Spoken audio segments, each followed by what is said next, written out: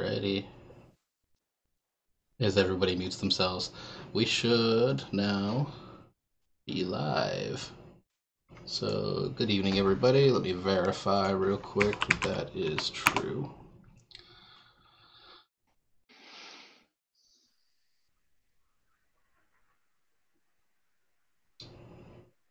Yeah, it's looking like it's true.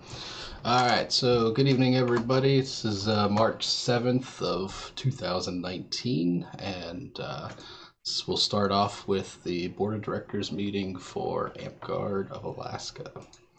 So the first item on the agenda for tonight is the acceptance of the previous minutes. Has everybody had an opportunity to look at those?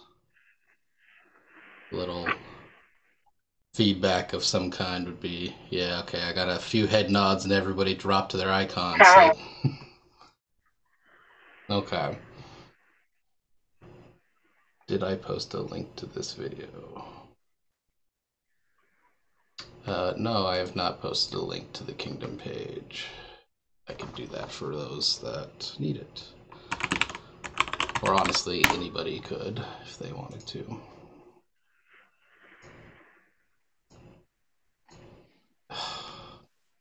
Everything has to be difficult, right? Alright, doing this real quick. So, I assume everybody's looked at it. We don't need to have any other acknowledgement besides that. Cameron, do you want to take the lead on that for just a quick second while I get this? Yeah. Sure. So I guess we need to motion to approve the minutes. So I'll make that motion. Awesome. I'll second it. Because you're all too slow. Seconded. Oh.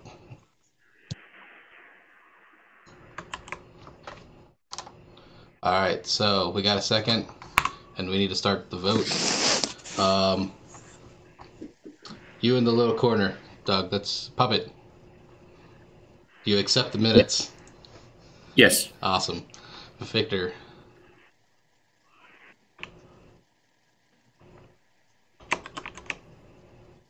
Victor, I don't know if you're there. I mean, your icon's there. I assume you can hear us. You just muted yourself now.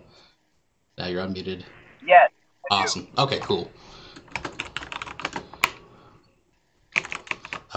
Cameron. Yes. We skip you, Logan. Yes. Cool. Michelle? Yes. Alright, now, yeah, so we're good. Yay. So we've accepted those minutes from last time.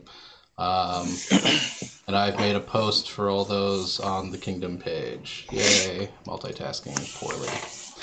Next item. Alright. So the background is we need to have a board vote on the notion of selling alcohol at Wolf's Cry, this upcoming one, July 26th to July 28th of this year, this summer. So just super simple. I don't know if you guys have any questions about that, any confusion questions. Any discussion that we need to have? I know this feels slightly out of order considering next meeting we're going to have some follow-up discussion about alcohol at events and how we want to handle alcohol, but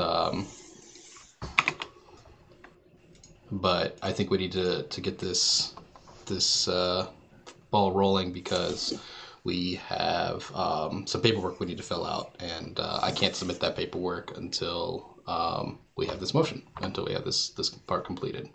So I make a motion to approve the sale of alcohol at our next Wolf's Cry event, which is July 26th, 2019 through July 28th, 2019. Second. Oh. All right, we're all fighting over seconds. All right, so let's just go straight to a vote. Puppet.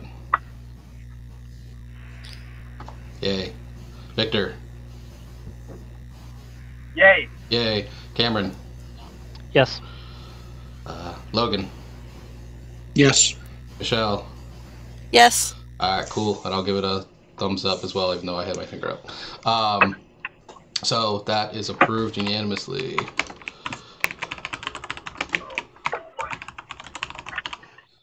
And and that means if Blue is watching, that we'll be able to move forward with that paperwork, and we'll get those forms signed and notarized properly and try to get them back to you as soon as possible. All right, next item on the agenda is, well, as I kind of mentioned off air, I resubmitted some paperwork to the state of Alaska, and when we were doing that, Cameron and I noted that there's another component of interaction with the state. It's called the registered agent information with the state of Alaska, and we saw that it still had Jason Chapman on there. And so we were discussing, this is, so the point of that person, that contact, is that it's the it's the registered person where if the state needs to contact us for anything, notices, non-compliance with regulations or reminders about things, it's who gets that paperwork and who do they try to contact to let them know that the business entity might be getting in trouble or something.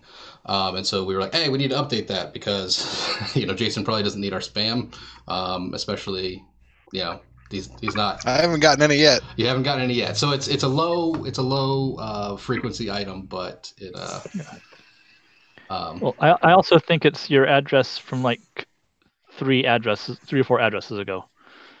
Is it? It shouldn't be. I don't know. I could say what the address is, but anyways, we were just noting that it should be. If it's 102nd Avenue, it's the right address. Okay. But it won't hurt my feelings if you guys want to have the mail go somewhere else. Right. So I think that's what we were heading towards, and I was discussing it with Cameron. I was like, for the exact type of stuff that this is, I think it might make more sense to put that in the Secretary Treasurer slot. So I was going to nominate that Cameron Taylor become the registered agent for our business operations with the state of Alaska. Does anybody have any questions or issues with that? No? Okay, so I make a motion to assign the current Secretary Treasurer, known as Cameron Taylor, to be the registered agent with the state of Alaska for our business. Second that motion. Oh, okay. We lost Puppet in there, but let's just continue with the vote without him. Hopefully he'll join us here again shortly. I'm sure he wouldn't have any issue with this either, but let's start the vote. So Victor, yay or nay? Hey. Yay. Cameron? Yes. Logan? Yes. Michelle? You muted yourself and... Yes. Yes, okay. And I'm going to go with yes. And so even if, Puppet wanted to stick it to us, well, we outvoted him. So we're going to go with that this is approved. Alrighty, so now we have that in writing and we can fill out that paperwork. Oh, Puppet, you're back. Do you want to put Cameron Taylor, also known as Corin, as the registered agent for this with the state of Alaska? Do we want to make him get all of our dirty mail? Yes. Yeah. Okay. Cool. So unanimously approved. Oh no! Wait. If it's dirty mail, I want back Dirty in. mail. So I had to ask all these guys for their addresses, and the only person that hesitated was Puppet, and he was like, "You're gonna sign me up for a bunch of bad stuff," and I was like, "Yeah, I'm old school troll. I'm gonna sign people up for magazine subscriptions." Alrighty. So next item. I think I wrote this before Jason submitted it to us, but we last time were discussing the idea of removing term limit language from both our admin manual and our bylaws.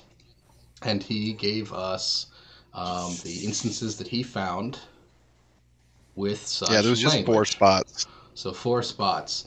So I don't know if this really needs to be a official motion, and all that. But do you guys have any issue with me crafting this into an all thing language and putting it up for all thing? Because I think this should be done as all thing language and not as BOD. I think that for this kind of change, I think it'd be best to get the populace's weigh in on this and have them all Well, officially. if it's a bylaw change, it has to be the populace. Right, can't change for this that part. For that part, yeah. Well, we could get the regions to have no term limits. We could do that. Anyways, so does anybody want to change what we're doing with this? I'm going to take those lines. I'm going to mesh that into an all thing proposal and get that out there. Unless somebody raises their hand and wants to say something. No. Okay. Cool. So I'm going to move forward with that.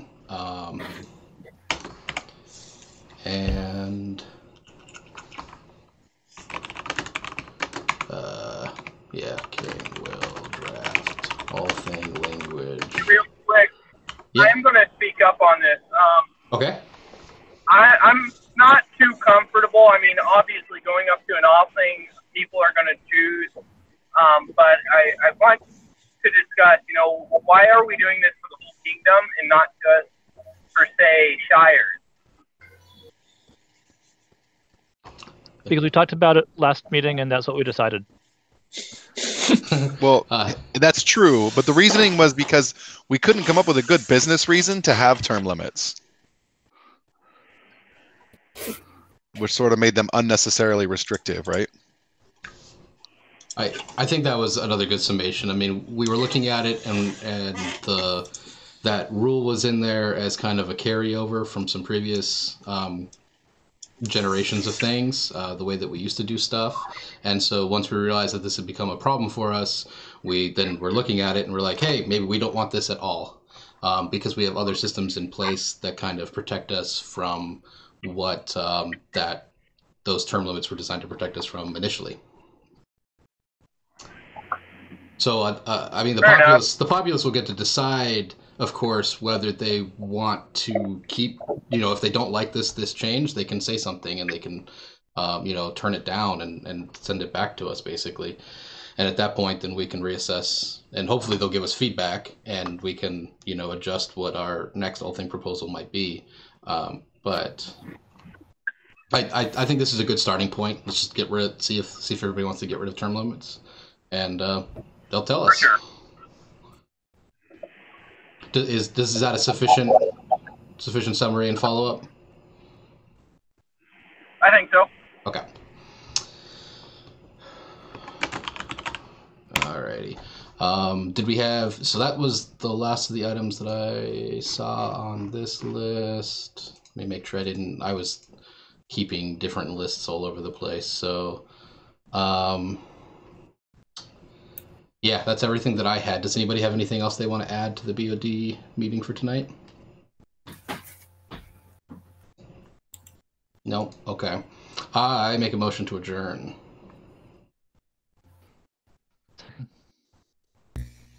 I heard Seconded. Somebody, okay. Hold on just a second. Oh, holding.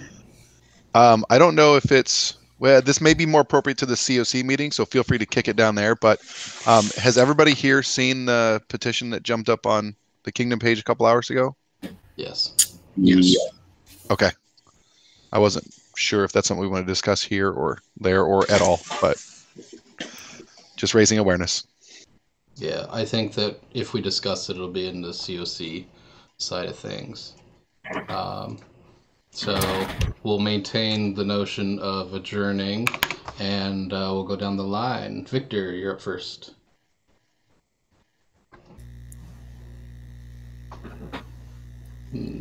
Still muted. Up first for what? I missed something as I was we're turning. adjourning. Would you like to adjourn, or do you want to hold us in this meeting forever? I would like to adjourn. Okay, let's adjourn. I would like to. Awesome. Cameron, would you like to adjourn, or would you like to trap us here forever? Yes. Okay. Adjourn. Puppet. Adjourn. Okay. Gorn can't keep us here. No. Logan. Adjourn. Okay. And Michelle? Adjourn. Okay. So let's adjourn. 8:24. Done. 14 minutes for our BOD meeting. Not too bad. All right. So we're moving straight into the CoC side of things. All right. Item number 1 on my list, which I just realized I didn't copy everything over, but while we're talking about this, we can do it. So Alaska State Fair, we have a bid. Thank you so much, Lucian, for Hooray. Yeah, hooray, yay. Did you guys get a chance to look over that bid? Yes. Okay. Any questions, concerns, or should we just go straight to a vote? Okay. I have no I've questions. never really looked at a state fair bid before, so off the top of my head, it seems pretty reasonable. But for anybody who's gone through them before, does everything look pretty well in order? So, super fun fact. First time for all of the bid types for me, since you only get to really see them once. It's my first time being king. So, this does not seem atypical as far as general bids go. I don't know if this is. I don't know. Goran, this is where I would lean on you. Does this seem super out of place or lackluster for a bid? Do you have any comments about it? Not really. Not given how formulaic the state fair is. Everything I read in there was assuming that it's going to be run in a traditional fashion, so there wasn't necessarily a need to elaborate on the say I'm going to do it the same way we've done it for the last 5 years or whatever. If they were going to try and change it up a bunch, then I would expect a lot more narrative on how they were going to change it up. But essentially saying I'm going to carry on in the traditional fashion, we already know how much that costs, and here's the breakdown of that. I don't know what else we would want to include. I mean, sure, he could have written pages more, but I don't know that it was necessary. Okay. So I'll be honest here. I've been lacking, and I just briefly viewed the bid over as I'm driving. Oh my. On air. But did Lucian state what his plans were with the booth? I know previously we used the castle walls for the booth, but obviously that's going to be something lacking. No, it's not lacking. At that time. It's 100% committed to the booth. That's what the thing was, is that those walls are now the standard for creating the booth each year. Oh, gotcha. Okay, I missed that part in a previous meeting then. Sorry to make a hiccup. Oh, no, it's all good. Did you have any other questions or concerns? No, that was the only one I looked at before I left the house, was the income and outcome. Okay. So, should we just go straight to a vote? Does anybody have any other commentary? No? Cool. Okay, let's do this. Victor, you're up first. I approve this message. You approve. Cameron, you're skipped now. Yep. Puppet. I approve. Approve. Logan. Yes. Michelle. Hey. Approved. Congrats, Lucian. You have the potentially largest income event to run, and hopefully you have good help and friends, and you will get all the support and love that we can give you. Anyways, moving on. My next item, DC 2020. We have one bid. I don't know if anybody else is really going to try doing a bid. Like, at this point, I have a hard time imagining anybody else submitting a bid.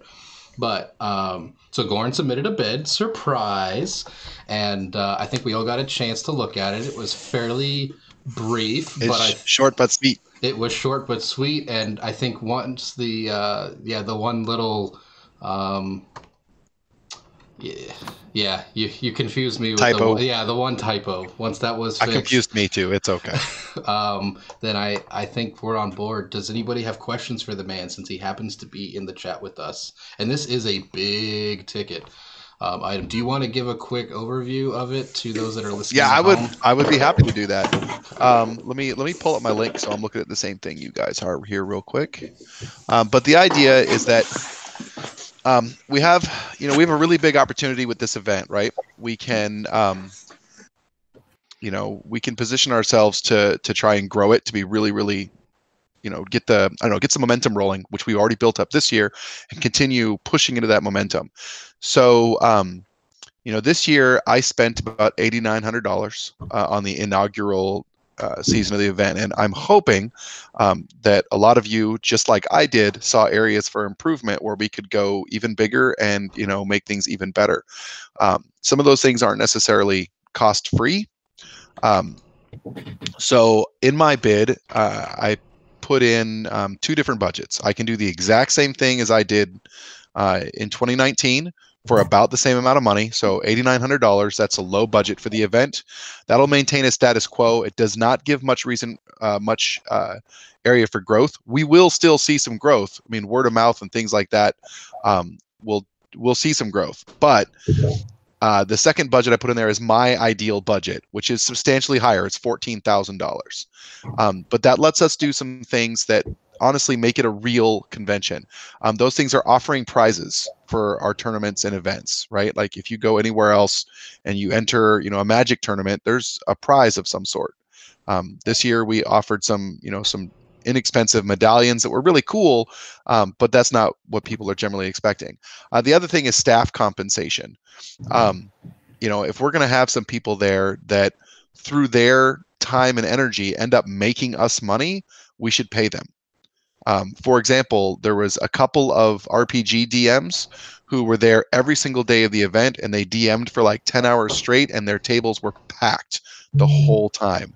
There were people that drove from other cities. I think there was at least a couple from the Valley or Sterling or something like that that came up just to play D&D with these guys the whole weekend. Those guys made us a ton of money, so I gave them $100 each. And I'd like to be able to do that, like not as a, if we do well, I'll give you money, but I would like to hire you to come to this event and make us money. And so I added some staff compensation in there. And there's just other things that we can do better on, like our video gaming section, like we can have more games and stuff ready for people to play. So again, there's some more dollar signs associated to each one of those things.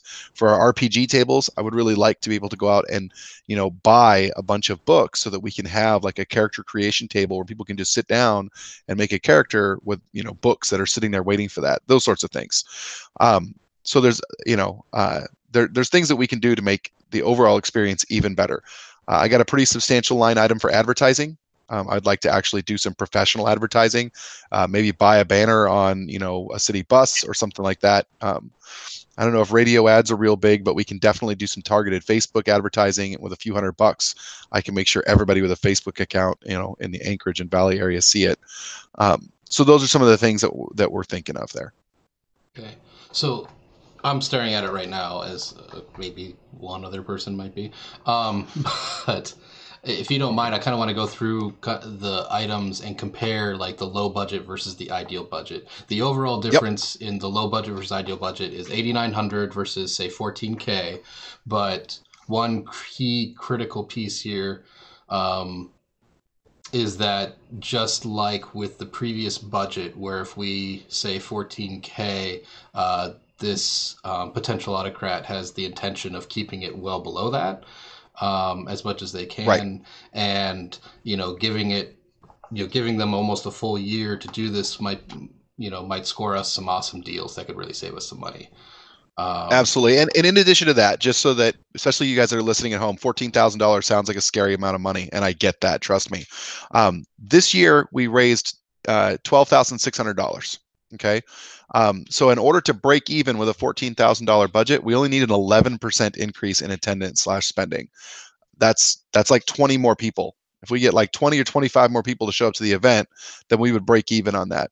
I guarantee that I can get more than 20 more people to show up if I have a year to prepare for it.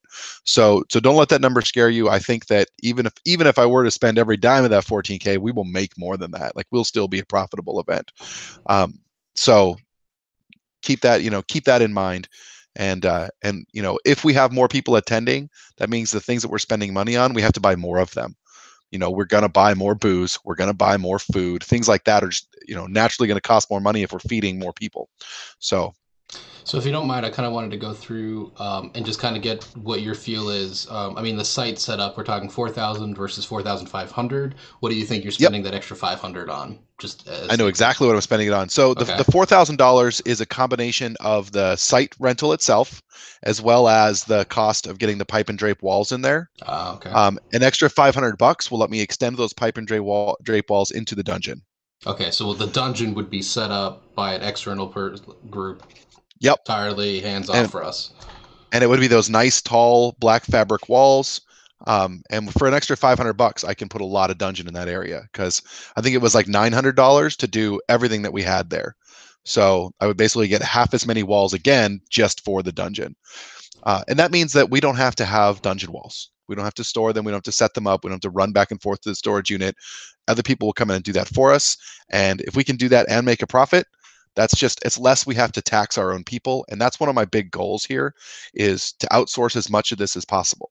Because to me, if we can have a huge, giant professional event and it costs us a bunch of money, but at the end of the day, we still make some and it requires zero volunteer effort on our part, that's perfect. Because then all of our people get to play. Right? And we had a lot of people waiting not waiting, but putting in labor at the end of the event on Sunday, cleaning all that stuff up. And so that's a huge savings right there in terms of our workforce and our volunteers. Right.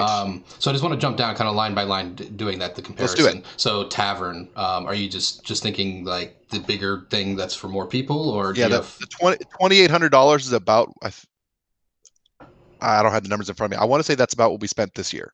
Okay. And so if we really push to get more people there, I need more money for booze and food. Now, keep in mind, those almost automatically result in a 50% profit at least. So if we spend $3,800, we're looking at making like, $6,000 or $5,600 or something like that. So, and I know personally, like when I look at like that kind of food sales, that kind of stuff, I mean, it's good to have a plan, but I'm always like, if I'm, the king or the executive officer or even the autocrat, I'm going to automatically approve just go if you're running out of food, because if you're selling it and you can, you're just going to go. So and I do the same thing when I'm there, because and these are estimations. Like if this passes, I will not be under the assumption, unless you guys vote specifically to do that I am beholden to any of these numbers and any of these particular things. So if I manage to save $300 on the site, but I need $300 extra for food, I'm just going to do that. Right. If that makes sense. I'm only looking at the total budget. The food one I see as a super squishy number. Like I said, it's good to have a plan, but it's one of those variable ones. Like if for some reason you see only, 50 people are showing up, you're probably not going to spend thousands of dollars on getting food. Also, for the record, I've already got people contacting me about volunteering at the event based on this conversation. There we go. There we go. Like we're literally excited. Right now, they're right trying now, to message you. Just 2 minutes ago. Yeah. Okay. So they saw you put in a bid and they're already volunteering. Oh, wait, they're making assumptions. We might not approve this. I know, but they're excited and they're hedging their bets. So. All right. So anyways, next item, we're looking at $300 in the low budget versus $1,000 on the ideal budget for awards and prizes. Now, you kind of touched on that one, though, because you were talking about getting like real prizes and stuff. Is that most of what you're looking at there? Yeah, I'm looking at like if you enter the Smash Brothers tournament and win, you get $100. Okay. Like actual prizes, because that people will show up for that. Okay. And maybe you might even like double down on the money or stretch it farther by trying to get like gift certificates of places or something. Sure. But the idea is it's a real valuable prize. Yeah. Okay. And you touched on the staff compensation. I think we're following you there. Video gaming. What are you seeing is the difference between the 200 and 500 there under? So there's I mean, I need some money to, like, this year we spent some money on like controllers and things like that. One of the things that we had a lot of trouble with was acquiring games. And I think that even if we have different consoles and different things going on every year, that we essentially need to be able to buy games and make sure we have a games library that's set up and ready to go for people to play with. I have some ideas for recovering that money by maybe selling the games at the end of the event, but $500 is enough for me to buy like 10 to 20, individual game discs. To at least set up a library of current games for people to play. And I don't know what they're going to be next February. So between now and then, we'll have to pay attention and do some stuff like that. So I also might start like 10 GameFly accounts. We'll see. Okay. But I mean, that's, we want people to have a variety, because that's what's going to make them have a good time and enjoy what they're doing. So. Right. Okay. And for everybody else that's on the council there, if you guys got questions and want to stop, feel free to interject. I'm, leading the show, but I don't want to be the only one talking about this stuff. Same sort of stuff with role playing. You want to buy some materials and some components for. That's what I'm assuming, between the $200 and $500. Yep. I'd like to buy some books, and I mean, I like to do what we can to dress up, like have a bunch of, like vinyl mats set up, because realistically, the more we invest in the gaming infrastructure, the wider the pool of people we can have DM. Because like, what if one of our people wants to set up and DM, and then we can provide them with some really nice maps, maybe a couple sets of dice, all the books that they need, etc. So they don't have to have already personally invested a ton of money in order to do that, which can give us more stuff going on. And the more variety we have, the better. Because that was one of the values that these professional folks brought in, is that they had a lot of the gear and equipment themselves, right? Exactly. Okay. And that's part of why I made them, because they brought a pretty awesome kit. Right. So this will give us a little bit more flexibility in theory with that. Dungeon, what are you thinking of there for the extra 300? Props and costumes. I mean, if the walls are already set up, I want, and lights and whatever other special effects our dungeon, master at the time wants to put in there. But my goal is to make the dungeon more theatrical. Okay. So you don't have like hard concrete plans necessarily, but lots of stuff. I want more, and $500 seemed like a reasonable cap for that more for this year. MOAR, right? More. Yep. MOAR. All right. So advertising, you kind of. Oh, sorry. Go ahead. So real quick, some of the feedback that I got locally and during the event is that it didn't feel like dungeon crawl anymore, and obviously so. It's changed its style and format. What plans do you have, if you've gathered similar feedback, to making that dungeon feel like it used to be, in a sense?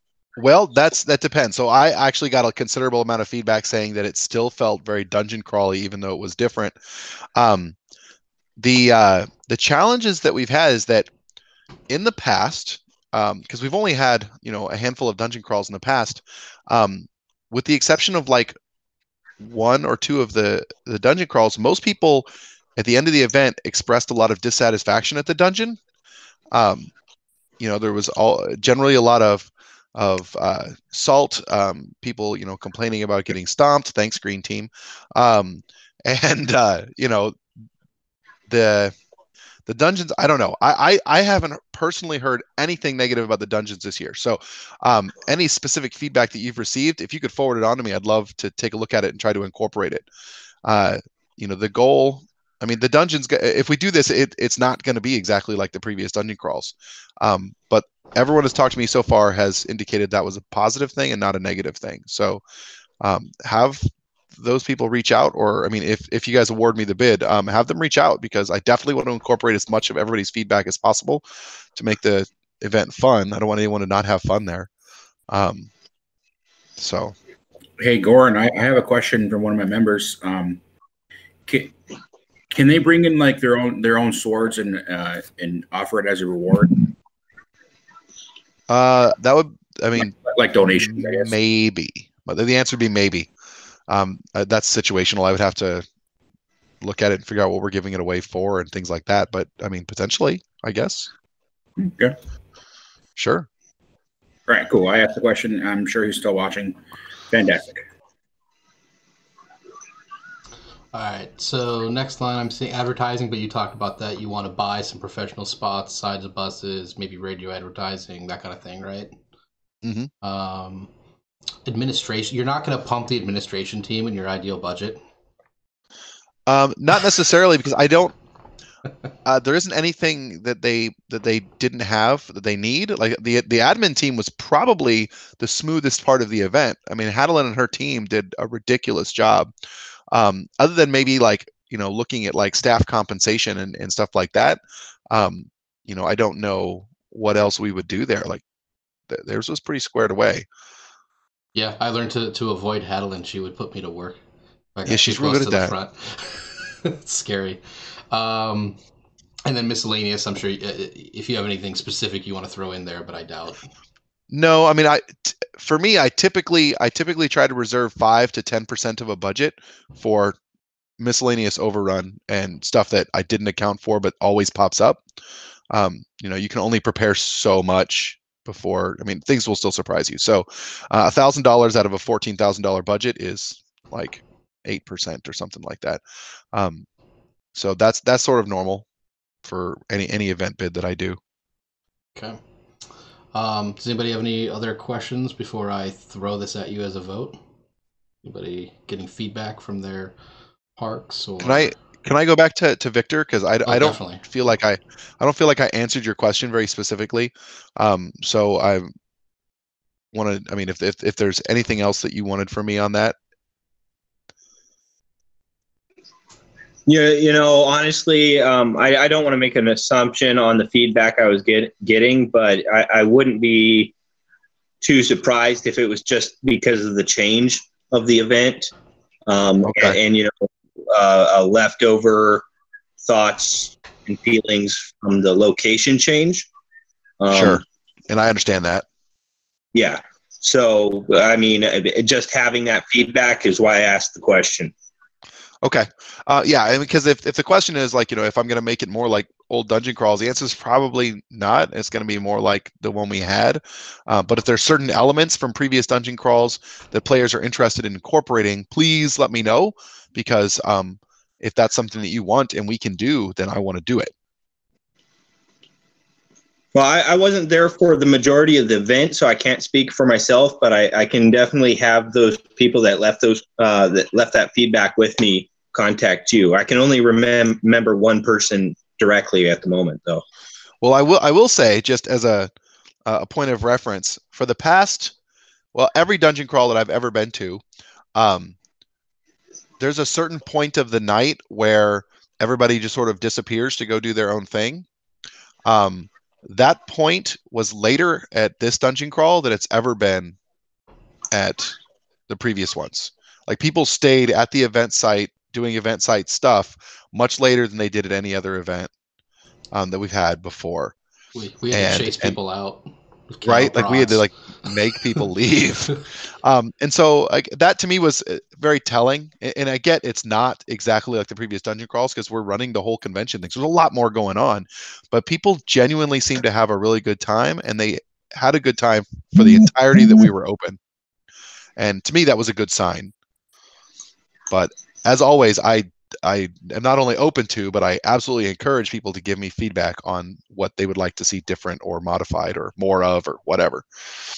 Do we want to talk about any of the changes that I know you and I kind of discussed on that Sunday, or like about Sunday specifically?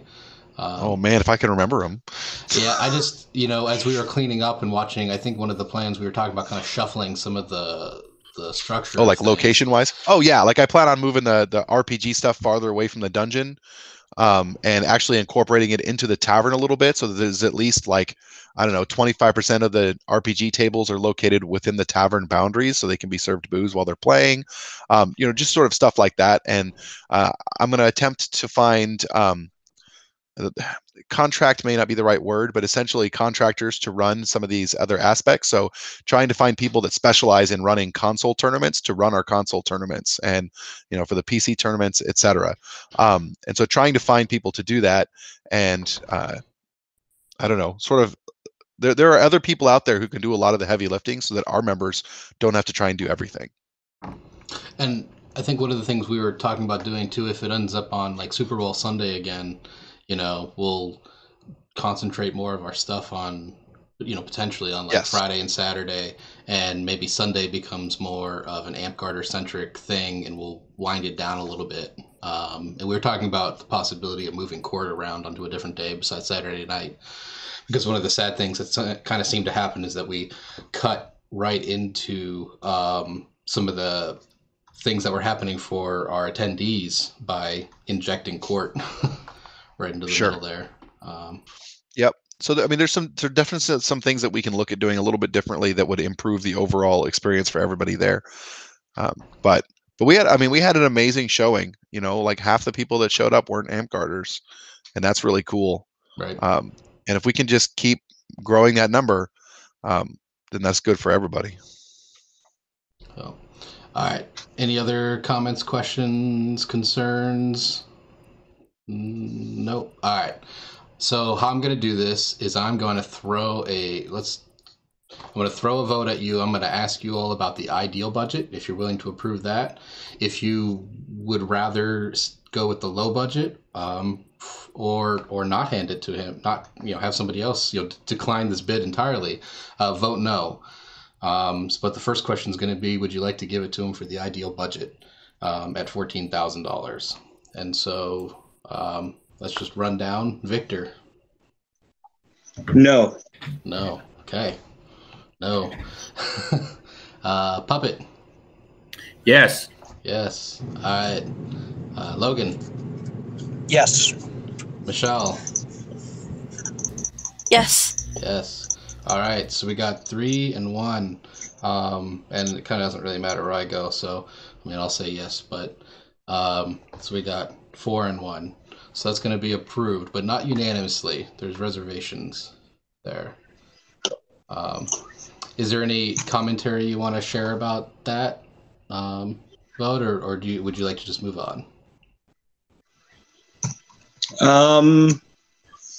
I think it's majority is due to the amount of money, the commitment. I know there's probably nobody else in Northreach that can spend that money appropriately, but that's a good chunk, and I'm hesitant. Okay, that's fair.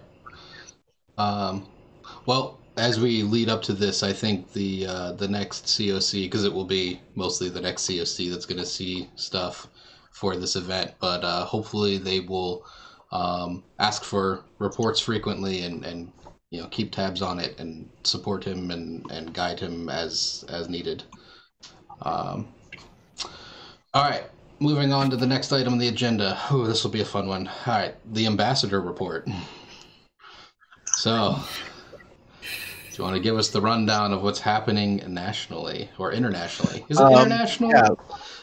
Yeah. Maybe it's national. Okay. I don't know. Whatever. Okay, so there's Antguard's been busy. Here this week, especially, has been really big for Antguard. So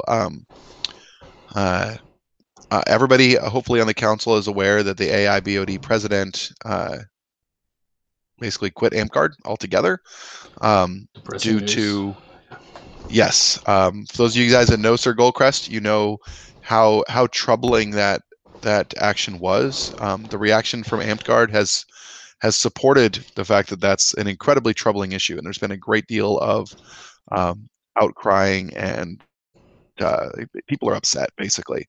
And what it really boils down to is throughout Antguard's history, there has been a substantial portion of the population that feels that it's okay to be abusive to the volunteers of the organization. There's a difference between being critical and being a dick about it. And that line has been crossed a bunch of times. And any of us who have been in leadership, at all, we've felt that ourselves. Anyone that's been an autocrat of an event has felt that. And apparently our president, Sir Goldcrest, or actually, I guess he dropped his belts a while ago. So Right. Just Duke Goldcrest, he felt that and decided, to himself, like, hey, I'm a volunteer. I don't actually have to do any of this. So deuces.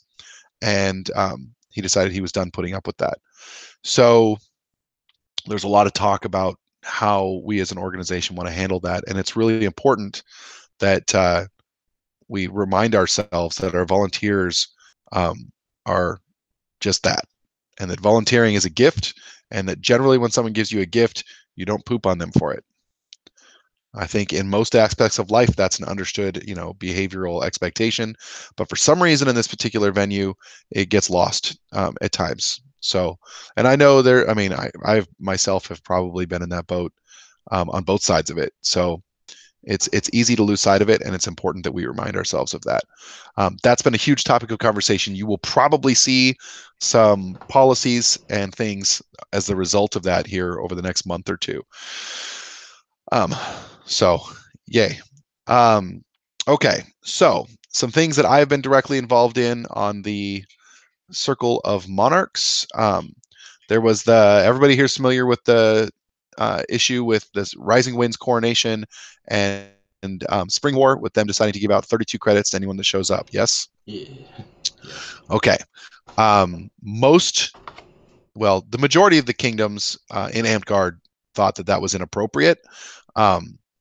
And we've been struggling on how to deal with that the monarch of the CK, who's the kingdom hosting Spring War, participated in a very long, drawn out, and occasionally confusing conversation in which, well, it was really difficult. We tried discussing it with him and getting to the bottom of some of the things there, but he was really focused on how credits are given across AmpGuard and not really focused on the fact that he was going to give out 32 credits in one day. In fact, he tried to steer the conversation to the fact that Northreach gives out a quarter credit for like arts and sciences and stuff like that. He seemed to think that that was just as egregious as giving out 32 credits because they both violate the rule book, which is a topic that you guys may want to look at. Technically, there's no such thing as a fraction of a credit in AmpGuard anymore. So, but I promise you that the rest of AmpGuard doesn't care that anybody gives out less than a credit when the conversation is about giving out 32 credits in one day. So I put together a sidebar of all of the kingdoms that had expressed some level of dissatisfaction with that action, and we got together and drafted a proposal that is on the table right now. So if you guys go to the Circle of Monarchs page, you will see it. And I see I've got it right here in front of me right now, and I think we're up to 10 yes votes. We only need 11 to have a majority if every monarch participates. So I think there's like 8 that haven't participated yet. There's only, I guess there's 3 no votes now. So we have 10 and 3. So there's 7 monarchs that haven't participated. So as long as one more of them says yes, then it can't get outvoted. And that proposal, it does allow the 32 credits for these specific events simply because we felt like it would be overwhelmingly negative to the player base themselves, particularly people who have made the decision to go to this event because of that. We essentially didn't want to rob them of it. And, you know, in the 20-year long grand scheme of things, one day like this isn't going to hurt us as long as we address it moving forward. So, so we're going to allow it for these 2 events, but then after that, there will be a 90-day restriction in place in which no kingdom can give out more than 12 bonus credits a month during that 90-day period while we try to draft something to fix it long term. So that's where that is at. That's item number 1. Item number 2 is a proposal that I've been trying to get in place for about 3 months now. The first time I brought it up, I believe it missed a business window. The next month it popped up as the chairman put it out as a discussion rather than a proposal. So we did some discussion on it, and I finally got it pushed into a motion. The motion got a little bit of rewriting to it to satisfy some concern from other monarchs. And so now the proposal is on a vote, and the vote is about national level leaders getting banned.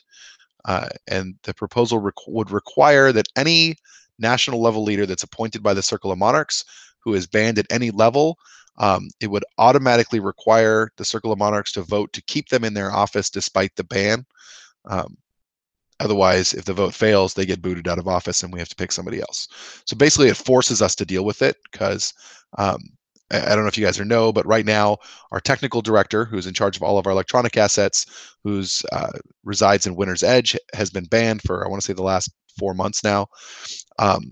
And nothing's really, it hasn't been addressed on the national level, unfortunately. And to me, it just brought that to light. I don't feel like that it's appropriate, that we shouldn't be dealing with that proactively. And it doesn't make us look good when people at the national level get banned and we're like, we just shrug our shoulders and we're like, whatever. So I want to see the Circle of Monarchs actually deal with that. So that one's going, and it's got, I think, 12 votes right now. So that is passing regardless of who votes. And then I just recently submitted to the Circle of Monarchs through a chat a 6-page long procedural thingamajigger dictating how we should conduct our online votes. And I haven't gotten any negative feedback on it yet, so I'm going to push that through as a proposal going forward, and it'll actually dictate how the COM works online, since we don't really have any policies for that. So that is pretty much my report. That's your ambassador hard at work. If you guys have any questions about any of that stuff, let me know. All right, thank you. Does anybody have any That questions? was longer than I intended. No, but lots of things happening. All right, since everybody has their mic muted, I'm gonna assume nobody has any questions. I want to mute my mic. All right, next item. Oh, these are kind of informational. So Inlet Towers. I think I went over this last time. There's an event happening at Inlet Towers. It's on April 6th. So that's almost a month from today. It'll be that first Saturday of April. And I've discussed it with a few folks. And so Pockets is going to be heading up volunteers for running the fighting ring and the encounter that we're going to be helping them with. So get in contact with Pockets if you'd like to volunteer or have any interest in that. And he'll coordinate with you. And then Mara is going to be heading up the sales booth. So same. So if you want to get involved with helping make weapons for sale, or actually being at the event and running the sales booth itself, get in contact with Mara or Amanda Brooks. Otherwise, this is mostly for the two monarchs that are in the close by region, so Michelle and Logan. If you guys could just kind of mention it at your next Bring It In, that there's this event happening and that we could use some volunteers, and again, direct them to Pockets and Mara for putting them to work. That'd be really fantastic, because having a solid team of folks, which I don't think we even need that many, we don't need a lot, but I don't know how many volunteers we actually have yet. I don't think we're full by any means, but could be an interesting thing, something different, Amp Guard related, but a little different. So cool thing to do on a Saturday. And I'll give a credit to for each shift that somebody works at that thing.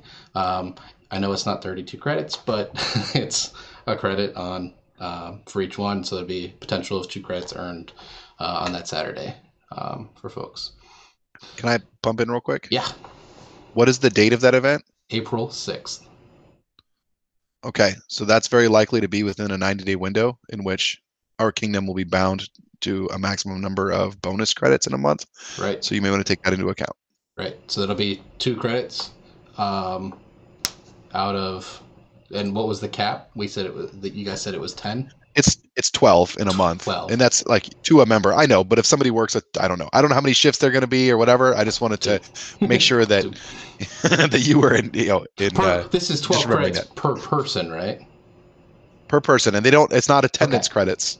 So right. It's just bonus credits. So if they're actually doing any kind of Amp Guard fighting or whatever, then that would be a regular credit for attendance. Then that could be a regular bonus credit. Could be a regular credit still. But we'll figure it out. We're not going to be violating any of the rules or any of the motions. So we'll make sure there's a little bit of credit reward for folks that are volunteering there. Alrighty. Next item. This is going to be basically some open dialogue between me and Cameron or Corin. Do you, Kingdom Prime Minister, do you have a financial timeline or projection under the idea that trying to figure out when can we buy the inflatable archery booth and start looking at Everblocks? Yes. Like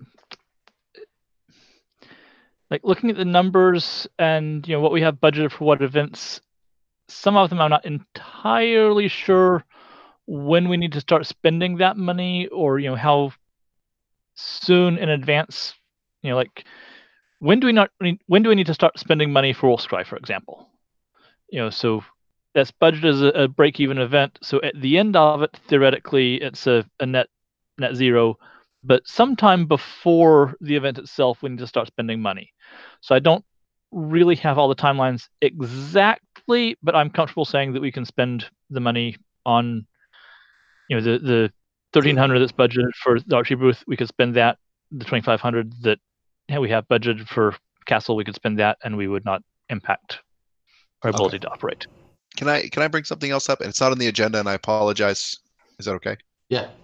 I'm just okay. We just lost Michelle. Okay. We need to start addressing the our payment to AI.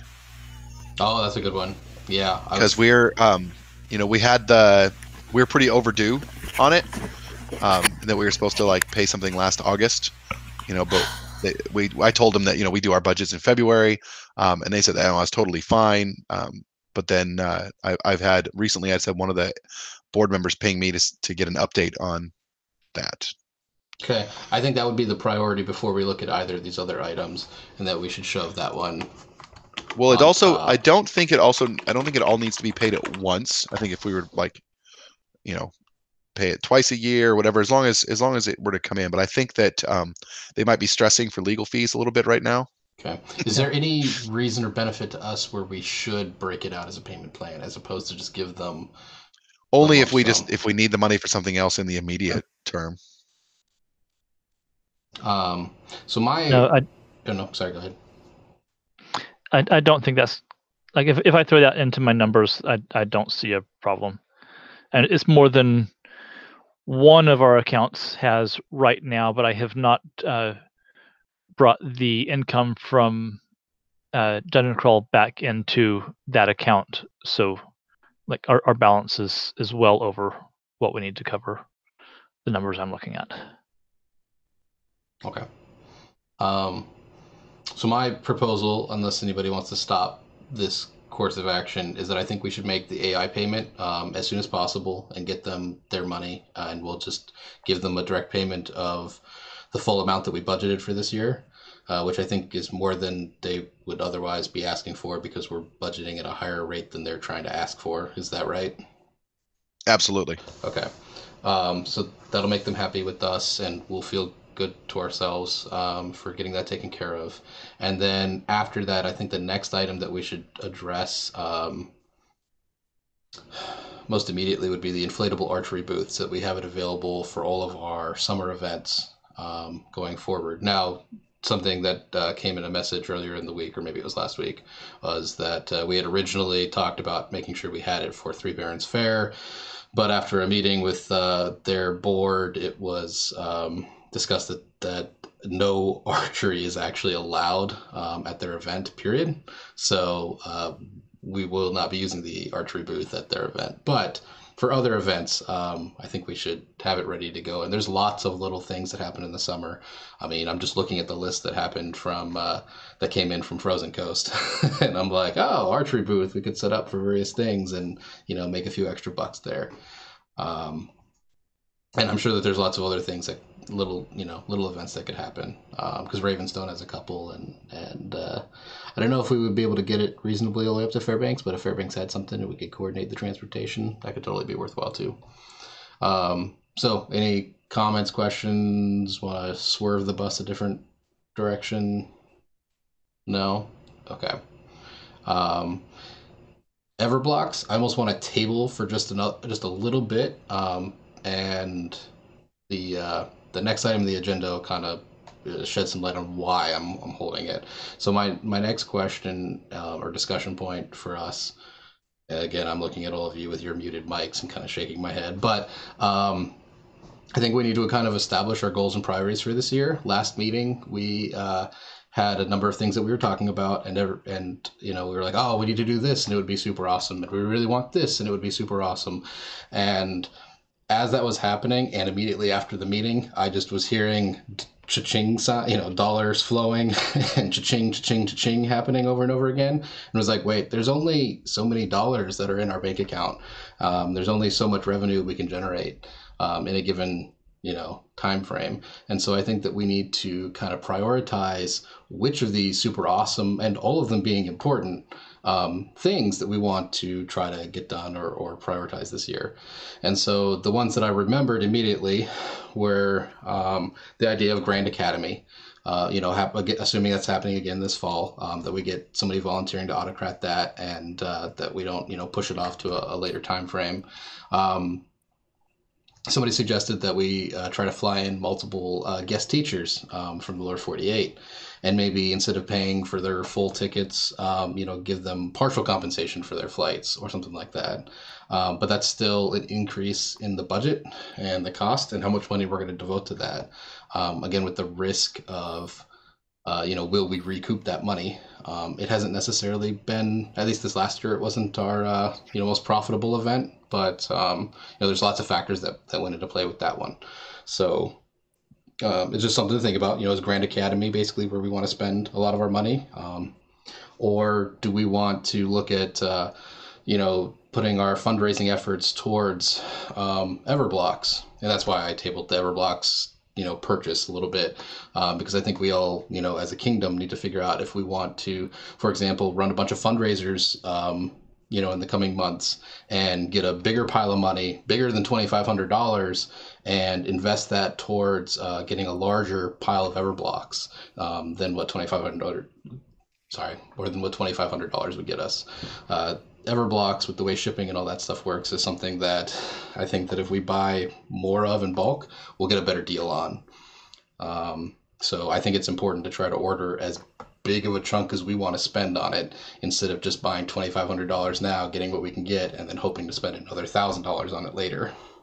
I think we should pool it all and try to spend it all once. One thing to keep in mind is we have a member, Hadeland specifically, who will be driving a large trailer down to the lower 48 sometime this spring, maybe. So if things were to come together fast enough, we might be able to throw money at her to drive the stuff back up here for a lot cheaper than what it would cost to ship it. So yeah, I guess if we decide as a council that that's the direction we want to go, then we would have to, we'd be bound to that timeline. Because it's not like we can tell Hadeland to, hey, hold off another month. That's not going to make any sense. So take that back to your groups, kind of discuss, amongst, with your bring it ins, have some chats with some people, get a feel for, where do they want to prioritize the kingdom dollars? Where do they want to get going? And if they have other ideas, I swear I had something else on here, but I only have those two items. Kind of looking back at the previous list of stuff. Yeah, and one thing that I would point out to the council too is that events like Grand Academy, it's pretty unimportant in my mind that those events make a profit or even break even. I mean, if you pull up our bylaws, here, let me see if I can even find it. But on the first page, we have our purpose, and it's in there. Yeah, there it is. So the very first purpose of our organization is to provide educational and physical activities focused on medieval history, right?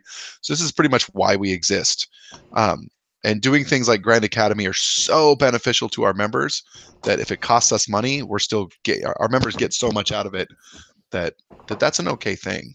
And that's absolutely. It's a good thing, for everybody that gets to go, for the organization's health, for developing ANS and our culture and our group.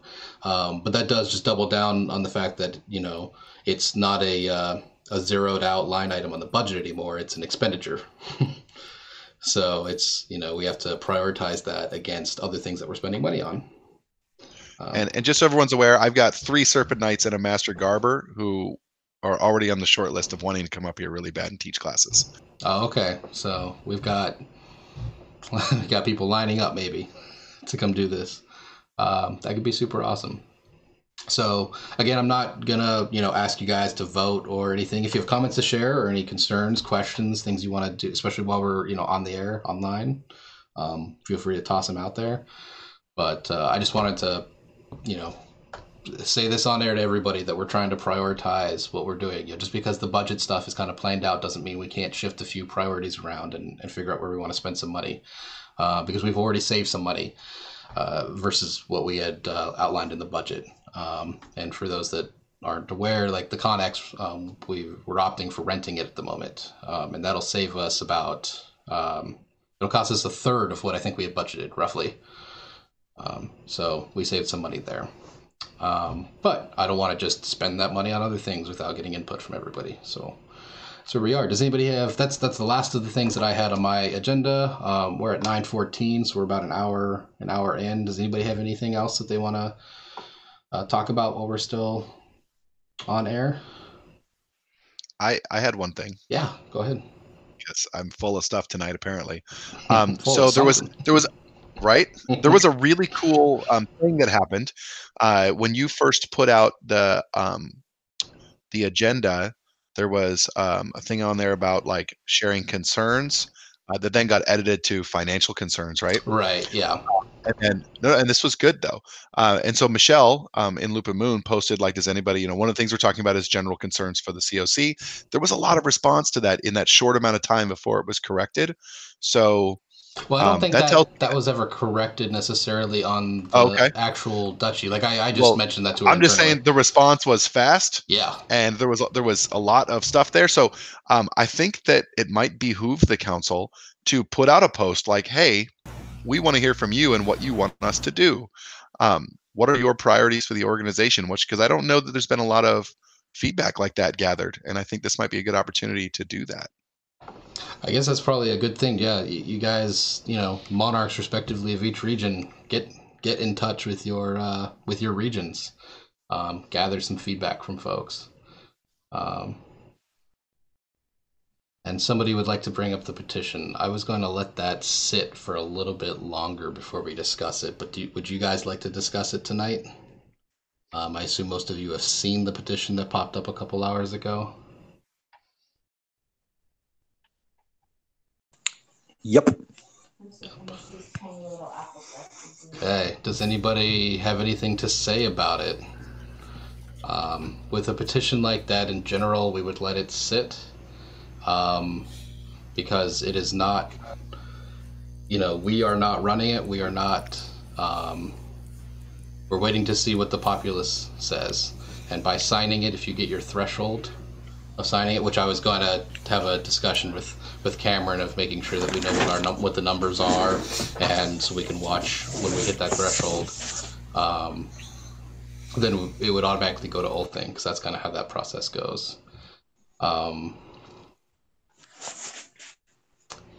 Does anybody on the council want to move forward and discuss it internally and bypass the petition process? I would have, at the moment, lean towards not doing that, especially with the component in there that if the petition is designed to go and change a decision that was already made by the COC, then we should let the process work. That's kind of where I'm at. But if you guys have another take on it and want to share, please. I don't. Go ahead, Victor. I'll be honest here. When that decision was made, I didn't fully agree with it. But I didn't I did not know any inside conversation about it. Seeing this come up and reading through it, I think we should let the petition sit, let people speak their mind. Obviously, if something needs to change, it's in their court at this moment. I'm kind of backing you on that.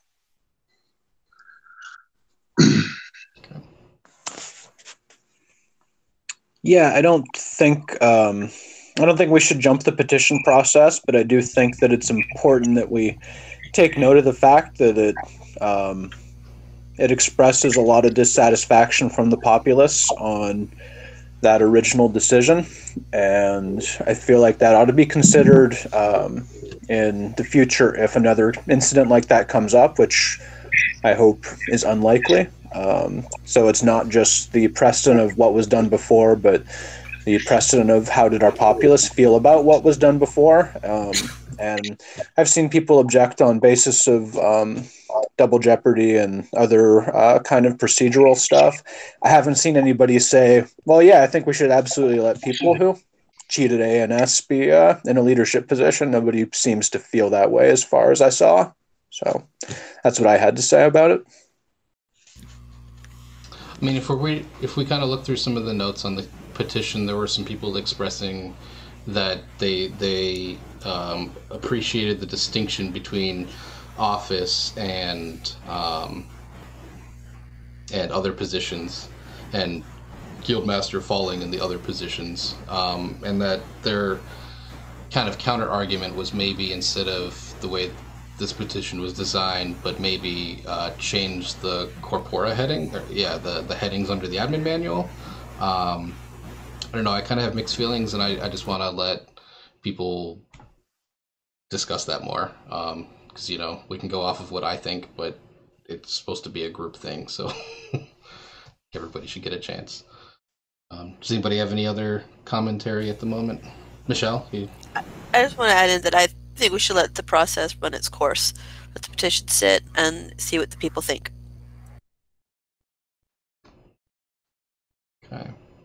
So I think that's where we are. I got somebody typing me a message, so that kind of pops up and disappears. Just wanted to give them an opportunity if they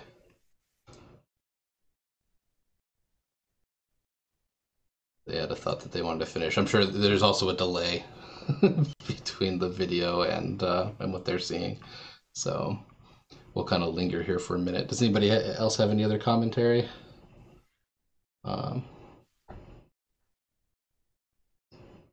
No. We're going to go dead air, waiting for a potential message. No, okay. So instead, we're sending me GIFs. Okay. All right, so did anybody else have any other items for tonight, or should we call it? All right, I'm going to call it. That's what you get for all having your mics muted. So thank you, everybody, for watching. And, oh, we didn't unmute. I can hear a buzzing. You can hear a buzzing? There's a buzz? Yeah, there's a little bit of feedback on your end. But, all right, so have a good night, guys. And, yeah, thanks for watching. Let's not kill the phone call, but let's kill...